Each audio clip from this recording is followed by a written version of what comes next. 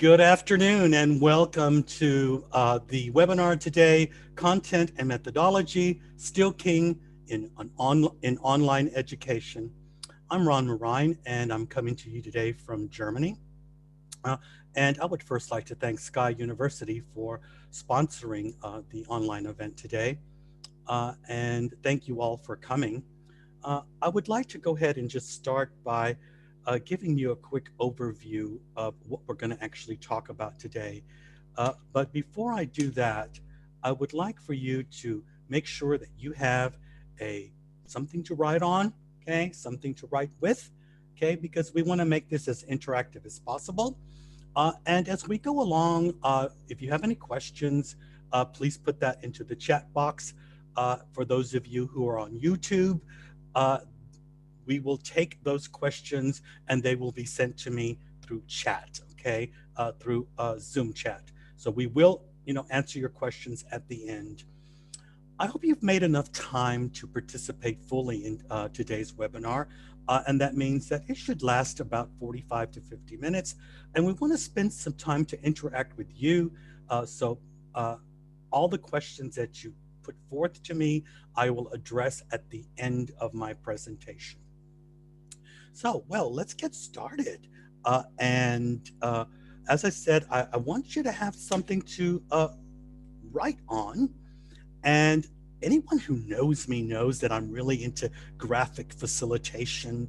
And one form of graphic facilitation is, of course, mind maps. So what I would like for you to do in the beginning is I would like for you to just look at this mind map and draw that on a piece of paper.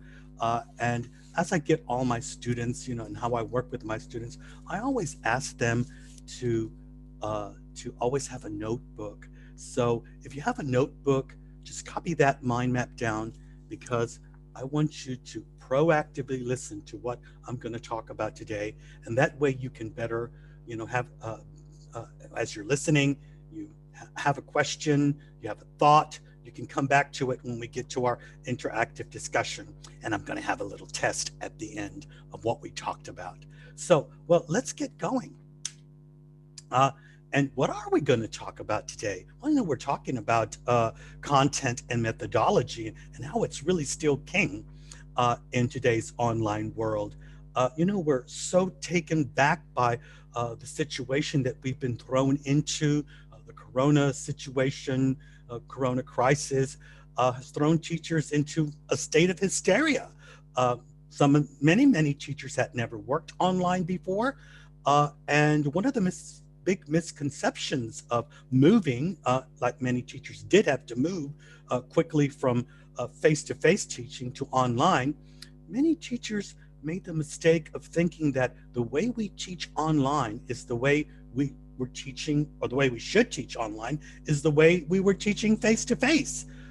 Well, for those of you who have already made your experience, you will see that that probably isn't right.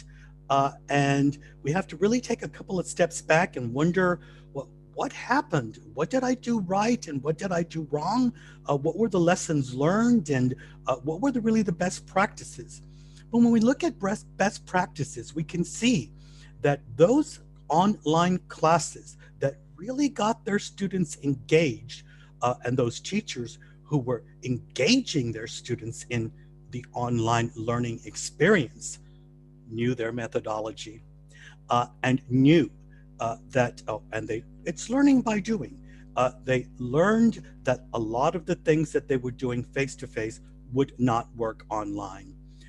And again, they had to take a couple of steps back and rethink how they were really doing things online. So we're going to talk about TPACK, and TPACK as a framework. TPACK is the acronym for Technology, Pedagogy, and Content Knowledge, and how that applies to our talk today. We're going to be talking about constructive alignment, and what is constructive alignment and how that fits into the flipped classroom. And if we're doing online learning, we should be doing flipped classroom. And how we integrate meaningful learning into constructive alignment. We'll be talking about inquiry-based learning, and how we need to really know how to ask questions to engage our students. In other words, asking engaging questions, which lead to what I call PBL1, which is problem-based learning.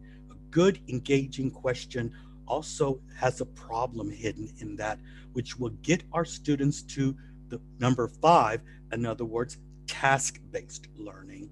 And so here, as you see, we have 4, 5, and 6 connected, and they are connected and they work in that order.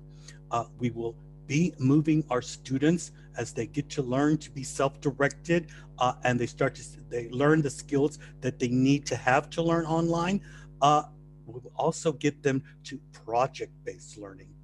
And with all learning, we know that learning should have an outcome, but we need to get to that outcome, and everything that we're doing and all the activities that we're doing online should lead to some form of assessment, whether that be formative or summative assessment. And that's what we call performance-based learning. We get our students to create a product, present that to us, and we will give them feedback on that. And if you're following what you see here online, and you sort of develop an approach to it yourself using this mind map right here, which is also the content of our talk today, you will be doing what is called deeper learning. And I'm going to define deeper learning for you as we go on. But let's move to TPACK. And what is TPACK? Well, as an owner of schools and someone who's been teaching 30 years plus, and someone who teaches well over 500 teachers a year face-to-face, now online, and probably thousands of teachers online throughout the world. I work in 16 different countries. Every day I leave my home from this chair right here and meet teachers from all over the world. And as I meet teachers, one of the most important questions that I ask them is, what is your TPACK? And teachers should know the answer to what is my TPACK. In other words, what technology am I going to use, and how am I going to effectively use that technology to deliver the classes that I will be delivering online? Now, how we used technology in face-to-face learning is not the same as how we should be using technology in an online world, this new normal, what we call that. We do need to ask ourselves, what about our pedagogy and pedagogical skills? And that's what this talk is about today too, is talking about that and being able to develop that. I have to say that it took me several years to really learn what worked, what didn't work, and what I was doing, I had to also learn to fit into frameworks and what really was the name of the methodologies that I was using and how they fit together to really lead to deeper learning. Well, as we, get deeper and deeper into our own personal development, we learn to create content. Now, a lot of teachers start and they use course books to the content's already created for them. But I believe that, once you get into teaching and you've become seasoned and experienced, you know how to create your own material, and you know how to adapt that material that you created for face-to-face learning to your online learning experience. And we're going to look at that as well too. So when someone asks you, what is your TPACK? Know that it's how do you use technology, what is your pedagogical skills, and how do you work with content management and content development in your online learning experience. Well, I think it's very unfair to ask teachers that without showing them my TPACK. And when I start working with my students, I always talk about technology and how we're going to use technology. So I would like to show you what my technology, that part of TPACK, what that looks like. And of course, I use Zoom as a platform. I do use others, but I work at a university which has over 50,000 students, and we use Zoom. I also use Moodle, which is number 2, because that is the official communication platform that we have at the university. It's how I send materials to my students. But I also use WhatsApp, you'll see there. I use Messenger, I use Twitter, I use Facebook, I use MindMeister, I use Instagram, and I use Google a lot. Okay, I use Wikipedia, I use YouTube, I use Voice, my Voice app. I use Mentimeter. I definitely use PowerPoint, and I use Pedagogy as well. These are all the things that I talk to my students about right at the beginning of the class, explain that to them. And in face-to-face learning, we always talked about methodology as how we were going to teach the class. But in today's online world, we cannot forget that learning to learn does include and should include how we're going to use technology as well. So you're looking at my TPACK. I keep it easy. I keep it on one page, and so should you. You should use symbols or apps, emblems, icons, whatever you can to put that onto one page and show that to your students and explain to them right at the beginning how you're going to use technology to deliver and teach their online class. Well, we need to talk also about constructive alignment, and everything that I'm going to talk to you about fits really into this framework. And it's really quite an easy framework. Everything that I do, all the classes that I teach and I plan and put together, all the activities that I do, all the assessment that I do is based on the constructive alignment framework. It's not new, it's there on Google for you to find out what it is. It has three parts. The first part is, and here you see that what the student should be able to do at the end of that course. You need to ask yourself, what are the skills that they should have? What should they know? What knowledge should they have? And number two is, what activities am I going to create? What am I going to do with them online to lead to that outcome that I want to reach at the end? So the learning activities should be designed to align with the desired learning outcomes and the assessment method that you're going to use. Now, when I say assessment, I'm not talking just about summative assessment, in other words, the assessment that I'm going to do at the end, but I'm also talking about formative assessment. And that means the assessment that I'll be doing throughout the process of the learning cycle. In other words, let's not wait until the end to assess somebody.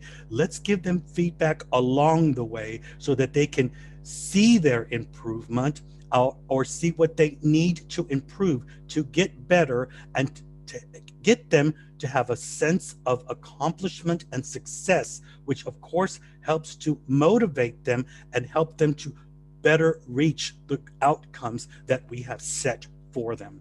We as teachers do need to set outcomes, and sometimes we always say we're going to give the students voice and choice, but I live and work in an academic world, and I must be able to set those outcomes based on standards that are given to us by the European community.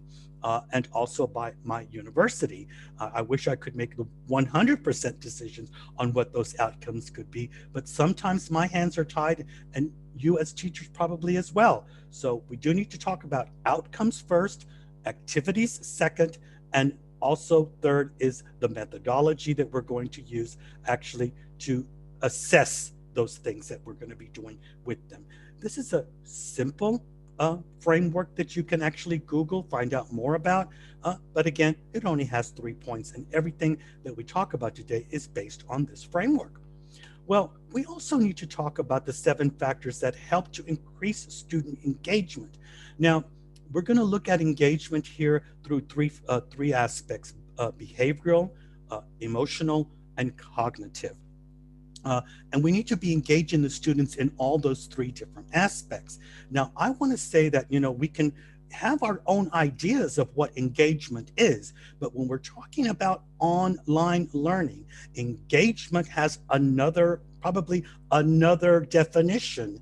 And how we engage people and get them to be motivated and stay motivated is a totally different way than we did it face to face. So number one, let's make learning a meaningful experience. So when we're designing that, how are we going to make that learning a meaningful experience? And here I say, by connecting topics and themes to students' previous knowledge and life experience. And even if we're working with young learners, and I define young learners as teenagers, already in the 4th class to the 12th class, but also, first, second semester university students, let them have a choice and a voice in how we put those classes together. We know what the outcomes are, but let's see what they have to say.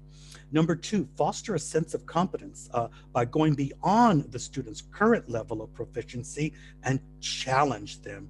Just always, keep, keep adding a little bit more, make it a little bit more complicated, not too much, and work within, their sort of comfort zone, but also slowly take them out of that comfort zone by challenging them with, tasks that will get them to develop their skills and their language. Number three, have students demonstrate understanding throughout the learning cycle by integrating formative feedback loops that help students make progress and to see their progress. So we, again, don't wait until the end. You should be doing formative feedback loops. We'll look at that a little bit later. Number four, provide autonomy support by giving students think time to absorb an activity by themselves. If you're doing deeper learning, you just can't throw students a problem and expect for them to give you an automatic answer. They need time to think that out and write it out and maybe do some research. And this is what we call think time. So you need to be sending them the problems or the task before your online class. We want to optimize that time that we're spending online. So you should send that to them before, and this again will help to build what we want, and that's independent learners, autonomous learners, and also learn that we as teachers should not be doing that online with them. Our online time needs to be optimized by actually getting to what they've actually created instead of having them create right there on the spot. Okay, that's not really optimizing your time and definitely not a positive way to engage students. Number five, embrace collaborative learning by assigning different roles within teams and fostering individual accountability. We need to start getting students to take responsibility for their own self-development. Now, there's cultural aspects to this right here. When somebody comes from a culture where it's very teacher-oriented, very teacher-centered, the teacher's the middle point of everything, they might have problems dealing with these kinds of methodologies because they've never been given the chance to really play important roles. And so they need to learn how to do this. And by learning how to make decisions for themselves, having voice and choice, this will also foster individual accountability. Number six, establish positive teacher-student relationships by increasing one-on-one time with students and building trust and a sense of belongingness. All of our students should feel that they're part of the group, that they belong in that group. And it's our job as a teacher to make sure that they build that sense of belongingness. And we can do that by sometimes spending some one-to-one time with them.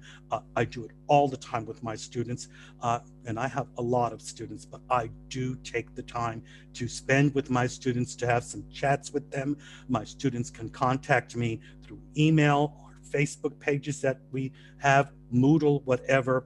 They need to have the feeling that they can contact me. I'm their support, and I'm helping to increase, their sense of belonging and that trust building that needs to happen in a teacher-student relationship.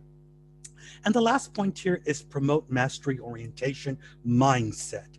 by encouraging various creative approaches to performance assessment and framing success in the terms of reaching the set learning outcomes, which we call, of course, summative assessment. And what I mean here is that we need to get our students used to performance-based learning, used to working with these kinds of learning cycles where they're going to have to show what they know, and they're going to have to step forward. And yes, there are going to be reluctant learners, some passive-aggressive students who don't want to do their work. And I have to say something right here. I love my job. I love what I do.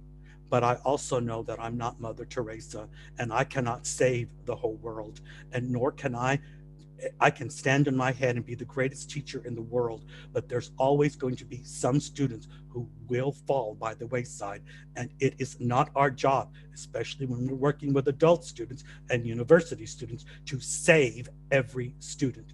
There are reasons why students don't do that. And yes, we do need to have that one-on-one chat with them to ask them what's going on, and maybe find a way, create a strategy for them to help them to become responsible and, really get engaged in that learning process. And, when you really look at this, you could apply this in any language to any subject. We are talking about language learning here, but this could be applied to anything. Well, let's move on, because if we're doing this to increase student engagement, what's going to happen on the student side?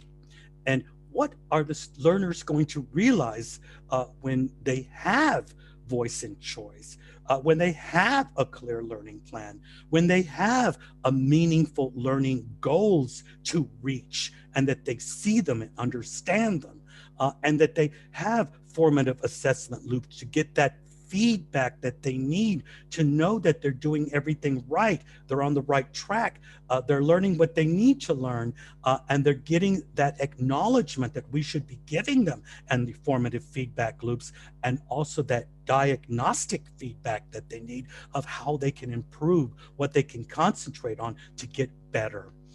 And when students realize that they have sufficient resources, and I know there's some political aspects to this, socioeconomic aspects to number 5, but we do try to make sure that our learners have everything that they need to be successful. And that, students need helpful colleagues as well. And that's why teaching students to collaborate and work in teams is extremely important. And number 7, that they have a supportive teacher. This is our job, to support them throughout this learning experience that we are giving them online.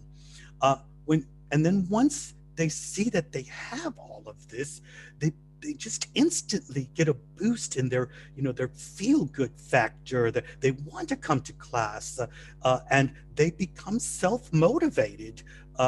And this, of course, when learners form clear perceptions of the learning cycle structure and the organization of that learning cycle, where we remove questions of mystery, and the work is and they understand the work that's being expected of them, and also it's easier for them to reach the learning objectives that we have set for them in increments, because we're not going to just let them give them too much work at one time. We're going to give it to them in increments.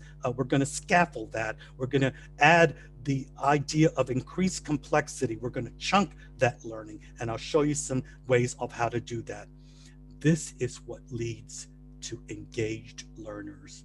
But I talked about meaningful learning, and we need to get our students to buy into meaningful learning, and we need to get them to buy into those formative feedback loops that are going to take place, because especially when it becomes a cultural problem where they've never done it before, this is going to be very new for them. So we have to find ways to do that. And of course, one of the most important ways is make sure that we're doing meaningful learning for them.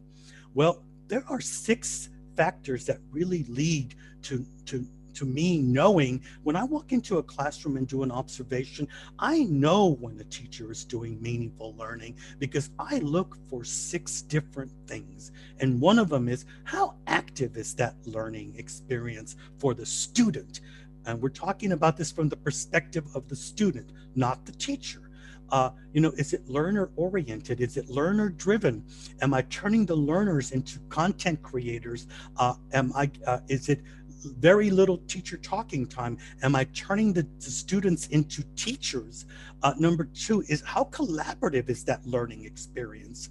Is it learner to learner? Because we're not talking about collaborative with the teacher. And are the students working with their communities of practice? And are they using social media to communicate with one another? Those are all the factors of collaborative learning. When I talk about all the models that I'm showing you here today, they're all constructivist in nature and not instructivist. Here I believe that great teachers are great managers. And one of the ways that we become great teachers is we move from being instructivist, in other words, teacher-oriented, to student-oriented. And if we're really doing student-oriented learning, then we definitely are doing constructivist learning.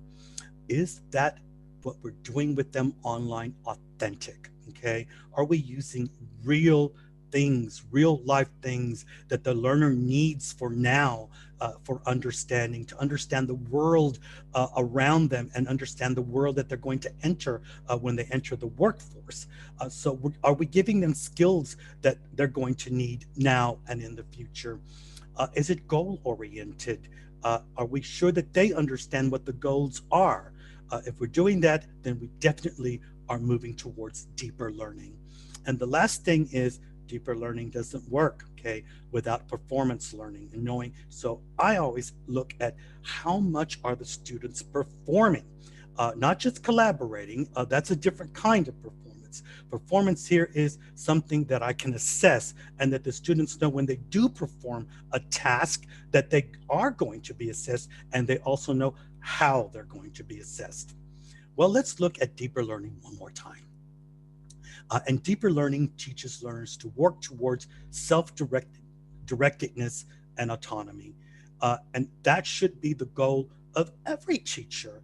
This is what I try to teach my teachers. Yes, we want teachers to be independent. Yes, teachers are individuals and humans. And yes, they're going to have their own approaches to how they do things. My question is, what are you doing with your learners in the class? Are you leading them to deeper learning in the sense that they are becoming self-directed and autonomous and independent and creating those? Those are the driving forces really that should lead a learning cycle. Because when we're getting them to create an optimal language learning experience, we're also creating a positive learnscape, okay? And we want to go beyond the course book, but we don't want to throw it away. We just want to use it as a guide to guide us in our deeper learning plan. We want to develop a meaningful learning experience for our learners. We want to make learners a partner in the planning process. That's voice and choice. We want to get learners to be content creators. That's output. And we want to always concentrate on output instead of content absorbers of just intake. Students don't want intake, especially online. We have to learn to change that way of doing things so that we can get and manage that language learning experience online, so that we optimize that online time, and that online time is concentrated on output instead of intake. Again, we see that intake is instructivist in nature and output is constructivist in nature. In other words, how much are students performing online? We want to build independent and self-directed learners. We want them to take responsibility for their own self-development. We also want to develop other skills along the way. Of course, we all know what the 4 C's are of 21st century learning, but there's other things that are involved in deeper learning. And we want to make a difference in our students' lives by being the catalyst of change. We should be the model for them. We should show them that we know what we're doing, and they'll trust us and they'll follow us, okay? But we also have to believe that we have to reflect on what we're doing, and we have to be able to be that catalyst of change. And that means, of course, wanting to change. I can't force any teacher to change. I can show them the way, but I can't force anyone to change. You can lead a person to knowledge, but you can't make them think.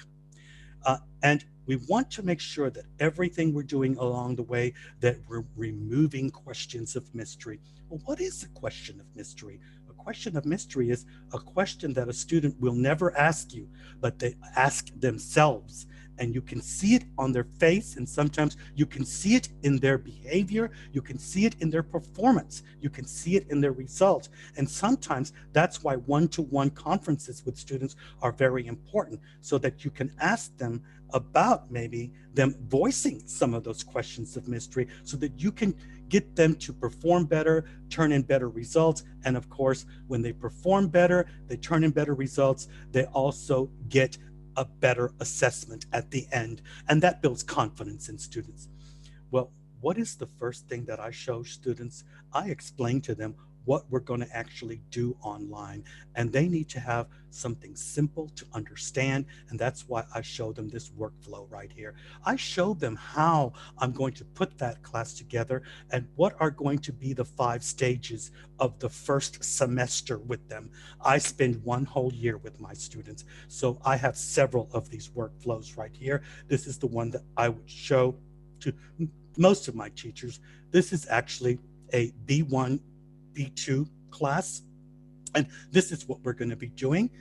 And now they only see the workflow and they see the lower left-hand box. This is for you today as teachers to see what we should be aiming for as teachers. But what students need to know is, how does the learning cycle look? And what you're looking at here is called a learning cycle. We don't use language like what is every class going to look like, because remember that if you think in the sense of class and that you have to have a class with them every time, that's not deeper learning, okay? Learning cycles means that you're going to have many classes in order to reach maybe one. Maybe you might need 4 classes for one. You might need 6 classes for one. I mean 6 hours. So here, and every time you're doing this right here, you're going to also be asking, what activities am I going to be doing in number 1 to get them to learn how to do a personal introduction, because that's what I'm going to assess them on. They also need to know, as I said already, is how are they going to be assessed? Now I want to use a simple, European standard, which is we're going to assess them on the task, how they did that task according to the instructions we gave them, and then the language aspects, pronunciation, intonation, fluency, vocabulary, and accuracy.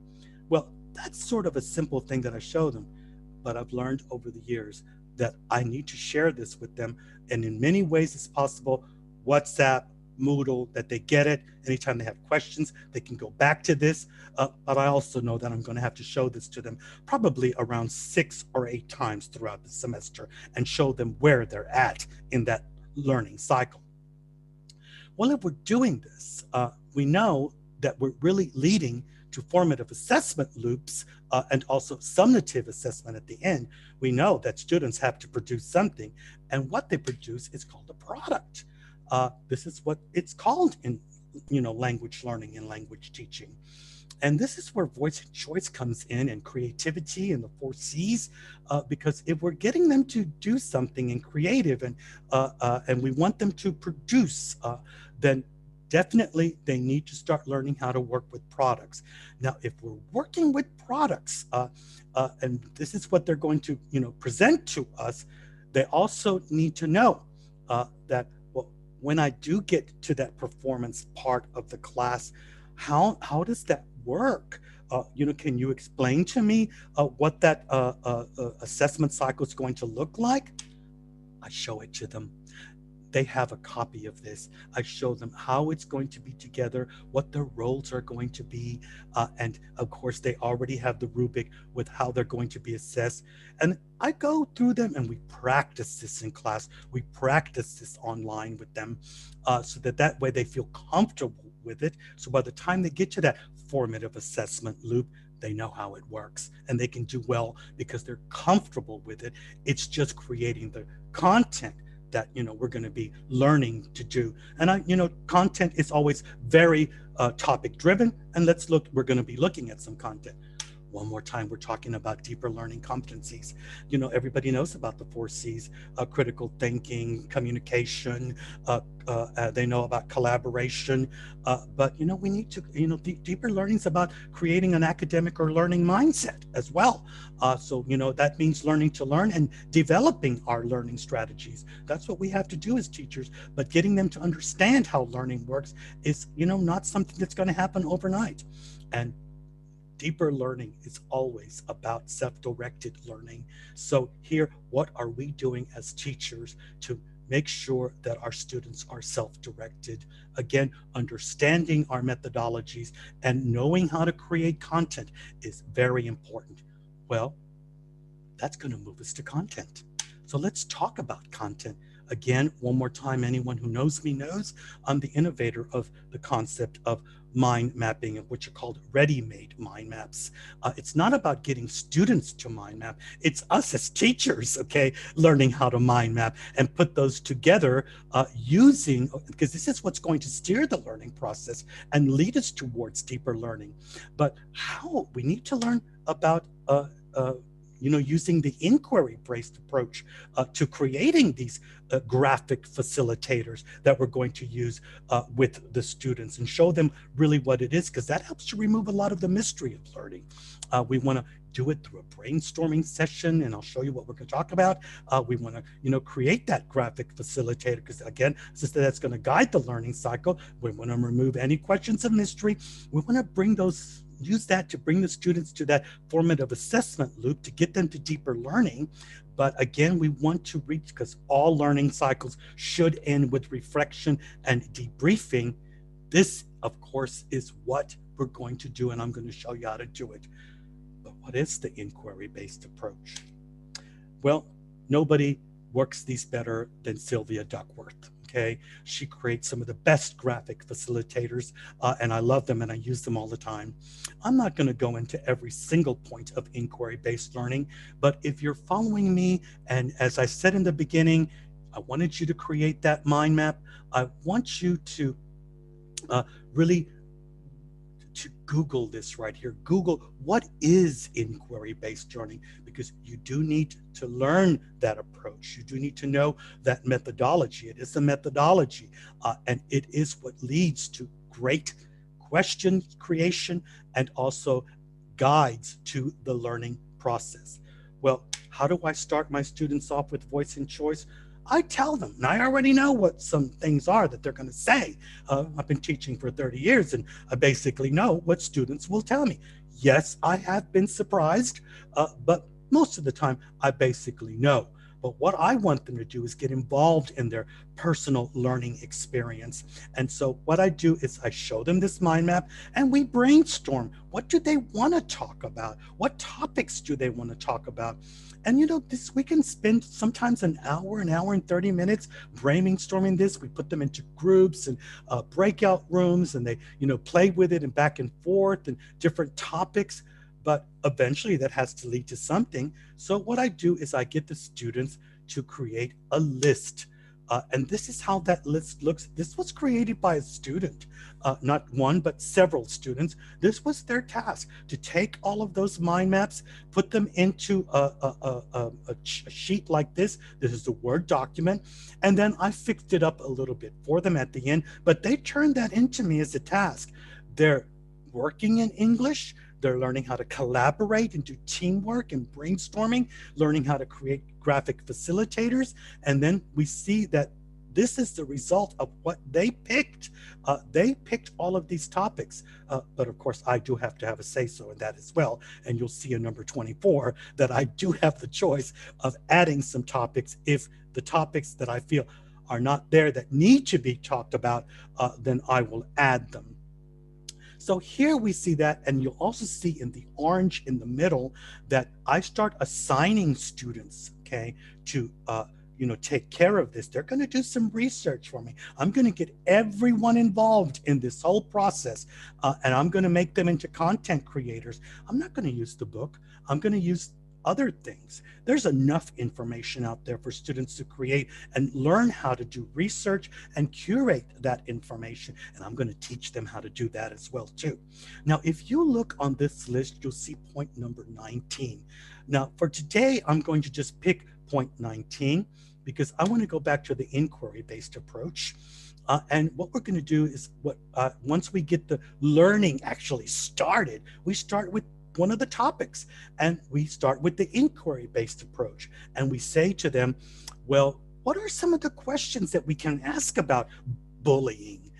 And what is bullying? And they'll start, and I'll let them work in breakout rooms and come out with, do some research, come up with some information.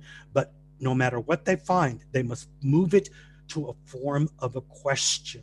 And then we analyze those questions to see, are those just closed questions or are those really engaging questions? In other words, an engaging question, when we're really looking at the inquiry-based approach, is a question that a student does not automatically know the answer to, and that the answer to the question is not a simple yes or no.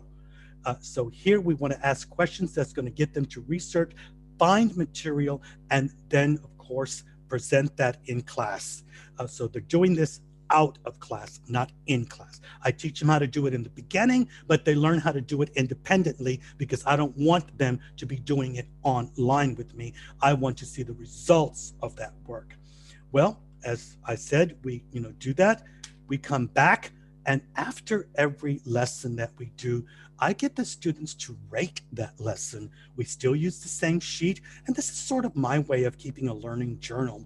I want to keep it simple on one page, and students rate that, and we talk about that, and we actually debrief every learning cycle to make sure that the students are happy with what happened. I get feedback from them and see how we can improve that. As I said, students are content creators. Each student is, I put groups responsible for collecting information. I show them this as a sample of what it should look like. And then they share this with the group, and the students start to find the answers to the questions that we posed in that mind map. We always have listening links, videos, and we also have a reading list where we always separate these two because we want to make sure that we cover all the bases when it comes to students' preferences for learning. So we always get that. Well, we're talking about content creation here. And again, there's a lot of other topics that were on that list. And again, I'm going to show you my graphic facilitators so that you can get an idea of how I use these graphic facilitators and how you can use them yourself. But again, I want teachers to create their own and learn how to do it. Mine are just a model for you. But here, probably one of the ones that I've used more than anything else. I always like to cover teamwork with my students, and you'll see that when you look at these questions right here, they're put in a way where each one is a little problem, and it's going to be a task. When I have 40 students, 45 students in my classes, I have up to 60 students in my online classes, and I need to put them in groups, and I give each group a task based on the number, and I tell them, okay, group 4, you're going to get, or so-and-so group, I want to give you number 2, and that's going to be your work. And when you come back to class on Tuesday, I want you to present your results. So each group gets this right here. We put this all together, and we turn what was just a brainstorming session. We give them a task, and then that task is really a hidden problem. They do the research, they come back, they give me the results. Nothing counts in task-based learning or problem-based learning or project-based learning or performance-based learning if it's not written down. A lot of students think that they're clever and they want to just talk about it, but no, I make sure that they keep everything, they have something written down that they can show me, and I have them take pictures of their notes and put that on a Facebook page so I can see that they're actually doing the work. We need to integrate some psychomotor into that because languages are not just learned from speaking. We have to learn how to write, and I institute writing right from the beginning. So again, it's very important that you know that the results of what you're getting them to do must be in written form. They're speaking it to you. That's how they see the result, but that's not really what you want them to do. You want them to write their answers, because through writing, they will be able to see their mistakes. When they speak, sometimes they don't listen to their voice, they don't listen to themselves, and they don't hear that they're making mistakes, but they will be able to see that they're making a mistake. And this is where error correction should come in. This is my personal belief. Well, there's all kinds of topics, and we're talking about content creation. The sky's the limit. We can talk about generation X, Y, and Z. I use these right here. Again, these are for my training that I do with teachers. Teachers learn, the ideas that I put it in. And I have to say that each one that I'm showing you here today has been researched. Okay, we know what's going to be the result when students start to Google and research and curate the information that will come from each one of these problems that we give them, because hidden in each of these boxes are problems, and they will have to show me the results of their research. And this is language. What they're doing is they're reading, they're writing, they're speaking. We do error correction online, and I optimize that online time with them. And this is how we do this. Well, we can talk about the gig economy. And this one I created at the last minute only because 3 students came to me after class one day and asked me the question, what is the gig economy? And I looked at them and I almost began to answer their question. And then I realized, oh, wait a minute, that's going to be the next class. So I went home and I did a mind map for myself. But of course, I did brainstorming with them to see, and this is what came out. This is the result of my mind map together with what the students wrote. I keep them very holistic in nature. I don't want to, it's my writing. I keep them simple. I like to, elaborate, make them colorful in the end, but most of them are just pencil. And it's afterwards, after the class, that I make them colorful to use them and share with teachers, to teach them how to use graphic facilitation in the system that I use for teaching. Well, we want to add some gender. And so here we will talk about a woman in a man's world. And I have to say that this idea came to me when 2 young ladies at my university class told me, who were studying business. I teach business English as well. And they said that they really, in the end, didn't understand why they had to take all of these classes, because they just wanted a business degree, because in the end, they knew they were going to work as secretaries. And that made me so mad that I invited experts, very successful women in business here in my area. I'm a member of a business club. I spoke to every woman in that business club who owns businesses and are successful. And I had them come to my university and speak to all the women of the university to tell them that no, they don't have to be secretaries. But there's many problems that women have to overcome in our society, and also to make men aware of what some of those problems are. So this is just creating self-awareness and awareness for everybody involved. Great learning cycle, how we add gender and gender politics to learning. I need to teach students how to research a company, to learn about business, how business works and how companies are put together. We're going to be putting them in the work world. We should be preparing them for that. But many young people don't know how companies are really put together. This is a great learning cycle to get them to learn that, and the language that comes with it, and to get in the end a deeper understanding of maybe how business works, how companies are put together. Well, once people start to work, they're going to be confronted with a phenomena that everybody's confronted with, and they sometimes don't know what's going on in that company. They don't know what they're feeling. That feeling is job satisfaction. And so we need to already be teaching students, what is job satisfaction? I get them to talk to their parents about their job, to ask questions to their parents. They don't have to share the information, but sometimes it's nice if they do. And then see what their parents think about job satisfaction. We get them to go around the university and ask professors. We get them to go to private companies to ask about job satisfaction. And they come come back with such wonderful products that they can present to us in class. This is what leads to deeper learning. That's what deeper learning is all about, and how we use graphic facilitation, the inquiry-based approach, task-based learning, and project-based learning, which leads to performance-based learning. And all of that in that cycle that I showed you at the beginning leads to deeper learning, because that's what we really want from students. We're coming to the end here, and like I said in the beginning, all learning cycles need to lead to after assessment. What happens after assessment? We should have reflection, okay? So here, this is a reflection that I do in the beginning, but I also have mind maps for reflection at the end, because we want to integrate that metacognitive aspect into the learning. We need to learn about our learners, what they think, what they want, what they expect, what are their assumptions of learning and teaching. This I use in the beginning. As I said, I have many of these mind maps that I share with teachers all over the world. And I would like to say that if you would like this, you can always go to my internet site where you can find this, where I just gladly share this with you. Well, let's wrap it up. And I would just like to lead to, before the question and answer session, that I was talking about content and methodology, but I was also talking about how we should lead our learners to deeper learning. And what does that mean?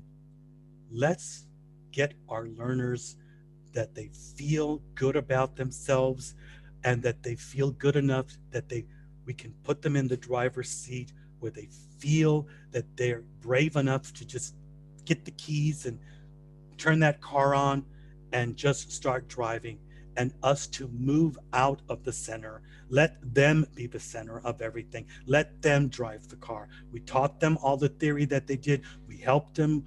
We showed them, we supported them, but it's time for them to start driving. So step aside, put the keys in their hands, and let them do it, and lead them on this journey of adventure and discovery. That's what deeper learning is about, which leads to their self-development, and for them to become independent and self-directed learners. Well, we need to learn how to reinvent ourselves, to redesign what we're doing. We need to rethink what we're doing. We need to reframe some of the things that we are doing and replan some of those things. We need to reskill ourselves. And learning what I talked about today is really important. Again, I'm going to send you, for those of you who are registered here today, you're going to get an email from me, and I'm going to send you a little mind map that's going to help you to guide your professional development, and help you to really get to the point where you know that you're doing deeper learning. It was the mind map that I showed you in the beginning, and for us to reflect, of course, on what we're doing. I asked you in the beginning to Google, okay, to create a mind map. Well, I hope that that mind map looks something like this. This is what I showed you in the beginning, all the things that I talked about, and they do work in that order, and how they're connected with one another. This is your roadmap to your own self-learning process, to become, a better teacher, and knowing that probably you're doing some of these things already. And where does that fit into this right here, this really cycle of deeper learning? I would like to say that you can stay informed with what I do by following me on Facebook, where I always use my Facebook site to keep teachers up on some teaching tips, methodologies, apply technology and deeper learning, pedagogy. And you can also receive a free copy of one of the manuals that I wrote if you go to the internet site that you see here. I will also give you that in the email that you will be getting from me. Again, follow me on Facebook or VK, where I share all of these things with my fellow teachers all over the world.